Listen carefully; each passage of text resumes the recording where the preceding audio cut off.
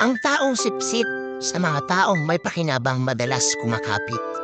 Tulad din niya ng mga plastik, hanggat may silbi ka, doon siya didikit. Sa trabaho, yung mga sipsip na lang ang palaging tama. At yung mga nagtatrabaho ng maayos, ang palaging kawawa.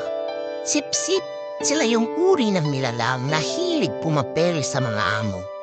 Feeling nagmamagaling pero isip talangka naman. Dahil takot yan masapawan at maitsapwera sa sarili niyang multo. Sila yung mga taong ayaw kang maging masaya, kaya sinisiraan ka sa iba.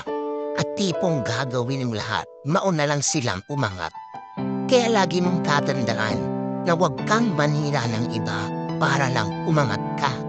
Dahil kahit ano pang pagpapaba mo ang gawin mo sa sarili mo, sisingaw at sisingaw pa rin ang basurang ugali mo.